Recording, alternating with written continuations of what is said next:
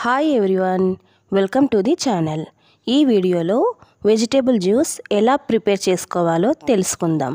మొదటిగా జ్యూస్ తయారు చేసుకోవడానికి కావాల్సిన పదార్థాలు: క్యారెట్, బీట్రూట్, దోసకాయ, టమాటా, నిమ్మకాయ, తేనె, వీట్ గ్రాస్ పౌడర్ అంటే గోధుమ గడ్డి పొడి.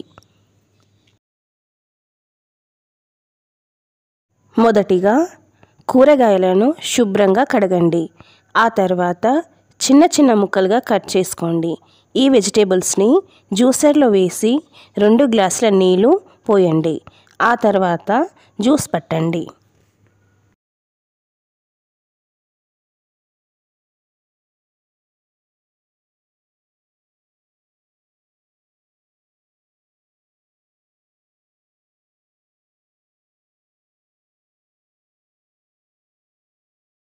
ఇప్పుడు గ్లాస్లోకి పోయండి. పల్పీగా త్రాగాలనుకున్న వాళ్ళు జ్యూస్ని ఫిల్టర్ చేయాల్సిన పని లేదు.